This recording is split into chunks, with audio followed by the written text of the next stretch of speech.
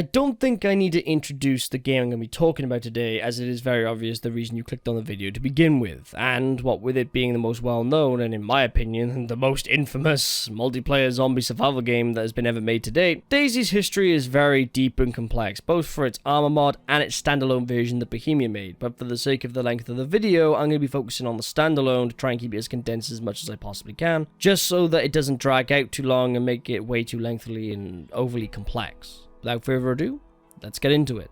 DayZ, the zombie survival game that ushered in the zombie craze that happened years ago, and before it was even a standalone game. The mod is what made it so well known, not only for just its gameplay and tons of modded variations, but also for some big players on YouTube, making at the time very interesting and unique content such as the very well known and now sadly missed Frankie on PC, which his videos garnered millions and even in some cases tens of millions of views. And the popularity of the mod boomed like crazy, and what with Bohemia noticing the massive potential it had, they decided to scoop up the mod's creator, Dean Hall, and give him a team to make him release a standalone version of the mod as an official game title. And on the 16th of December of 2013, the early access version of this hit the Steam storefront, and within a few mere days, the game racked up tens of thousands of players, and was on top of the most played and bought games on Steam for, well, a good month or so, and was massively watched all over YouTube. And although there were many issues, such as poor performance and loads of glitches, it didn't stop the community loving it and making them more excited for the future of the game and the possibilities it held. The update progress of the game was great, with quite a few major content and feature updates that were rolling out roughly every month or so, and even though Dean Hall did leave the development of it very early on, which made some people worry about the future of DayZ Standalone,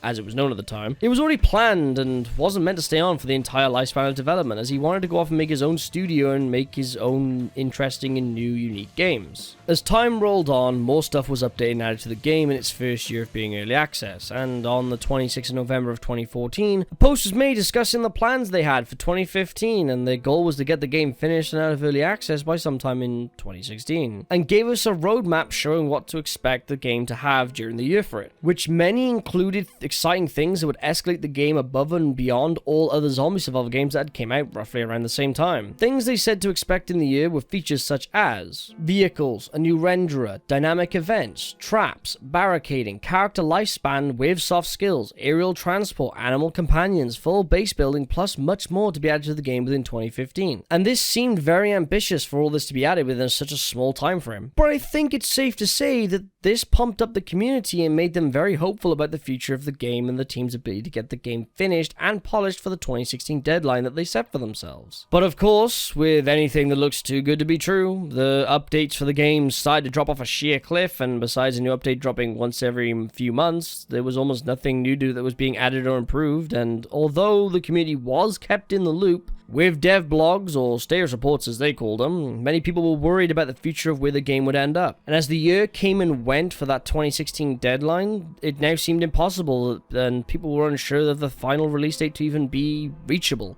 Over the next few years, the game had more status reports and actual content updates, and people were beginning to think that the game would be in development hell and never see a final complete product to be released. Now, there were genuine reasons though as to why it was taking longer than expected to finish the game and getting its updates back on track for completion. The team had to implement an entirely new renderer for the game. Since the initial release of DayZ, it was running on DirectX 9 as its renderer, and even in 2013, this was quite behind other games that were fully using DirectX 11 at this point in time. The second thing that was holding both the game and development back on it was the engine that DayZ was using at the time, which was Real Virtuality 3, which, to give context, was the same engine that Arma 2 was using. And even by 2013 standards, this was quite out of date and limited in what it could do in the long run. And since this being the case, the devs were slowly moving the entire game over to a new in-house engine they were making at Bohemia Interactive. It was called the Infusion Engine. This engine was going to be the base foundation not only for DayZ, but for all future video game projects by them, and had much more flexibility in what it could do, and even had full DirectX 11 support built right into it. Now, of course, updating the game's renderer and moving to a whole new engine was no small task for them, and it took a better part of 2.5 years to fully move things over to the new systems. And this did take a pretty heavy toll on the player base, and during the time it took for this work to be finished, the player numbers for the game were dropping off pretty heavily, and was a stark contrast to the previous player base it had up until the game stopped receiving worthwhile updates. And on the 14th of June of 2018, the 0.63 experimental update for the game was released to test out the new engine and renderer they had finally finished implementing. The overall reaction to this was very positive and finally gave the community some hope that the game was finally back on track to being updated and finished after being in early access for well over 4 years. Months later, on the 7th of November, they announced that DayZ was finally entering beta on PC and was finally polishing up and stabilizing the game in its current state for its 1.0 release at the end of the year, which made a lot of people in the community very happy and excited that the game they loved was finally getting finished and released fully.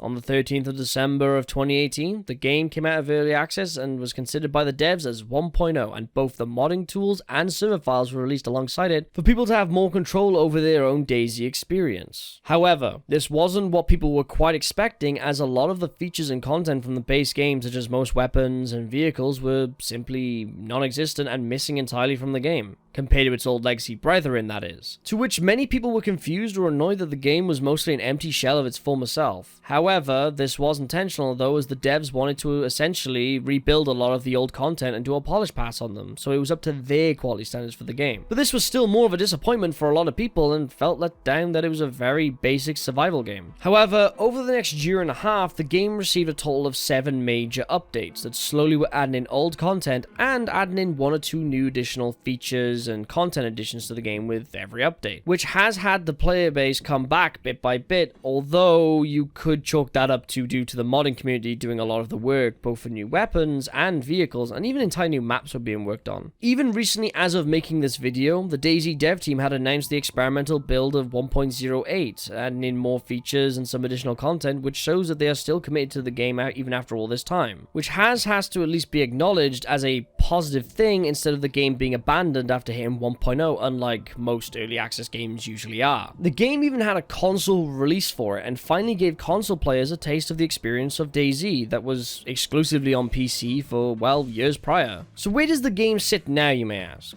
Well, it's on the Steam store for the price of £35 or roughly $45, and the community has been growing back to a fairly high numbers again, and the modding scene has been going wild, with adding in full-on working helicopters and major map changes to spice up the vanilla gameplay. Do I recommend it as it is? Well, yeah, I think if you're looking for a hardcore decent zombie survival game with a very heavy focus on PvP interactions, then this game is for you. And even if you aren't a massive PvP fan, there are many mods and tweaks you can do to the game to make it more PvE focused, and even for major roleplay aspects, there are dedicated servers and even entire communities built around that thing specifically. And that's the very brief history of the game. Like, I don't really know what more to tell you because I try to keep it condensed and very straightforward and simplistic as possible, just so people then can kind of follow easily without getting distracted or kind of losing themselves in all the information. Because let's be honest for a minute, if you're a person who's been around part of the DayZ community since like the very start of the mod or even the start of the standalone, there is a lot to unpack when it comes to information and overall stuff that's been that's happened behind the scenes, you know, both from devs, the community, and other things like that. And yeah, it's kind of one of those things where you have to kind of like really, you know, compact it down and really kind of bite-size it up to the point where people can watch it without having to worry so much of, you know, losing track of what's going on and what's happening at what point in the video. It's very small, very simplistic, very straightforward. So that's pretty much the only reason why it's so short. But as a whole, for me personally, the game's actual content, I think, needs... Well, the game needs more content, in my opinion. The game needs more content, it needs more polish, it needs more overall replayability, because yeah, a lot of the interaction is done through players, but I do legit think there is a area in the game that needs to be fleshed out, which is probably AI banditry or some sort of AI challenge, other than just zombies and wolves, or maybe if you're in Livonia, maybe a bear, but like, there needs to be a bit more PvE content. Not loads, doesn't have to like do a massive overhaul where its main focus is that, but like, have an option where people can actually make proper AI bandits or other AI-based systems to really flesh out the game. So I think the game could do with more like a third faction. You have like the zombie, basically you have the zombies, you know, themselves, you have like the players, but then a third sort of like AI sort of like territory faction type thing where like they are in certain areas of the map, so they randomly spawn in cities and other things like that. I think the game could definitely benefit from actually having AI, because it would flesh up the gameplay, not just for players' sakes, but for the overall like playability of the game in case the, you know, the actual player base decides to dip off to the ends of the earth. At least then there's still, you know, a way for people to still enjoy the game to almost its full extent without having to, you know, gather up like 20 or 30 friends just to play like a 2-hour session of DayZ. So yeah, anyway guys, that's my opinion on things. You know, that's my take on how DayZ went down. There's a lot of other bits and pieces in there that I didn't really mention, but if you have your own take on how the game was or where it went, then, you know, you let me know in the comments below, and, you know, give me a personal opinion of what you think needs to be added to the game and what they could improve on to really make the game much more fleshed out and much more complete for everyone else. But anyway guys, I'm gonna get out of here. If you want to follow me on Twitch, follow me on Twitter, links in the description. If you want to go on Discord and hit me up on there with the community, then by all means go right ahead. Without further ado, I'm gonna get out of here. I'm gonna go off and maybe play a bit more DayZ. Anyway guys, I'll catch you later. Peace.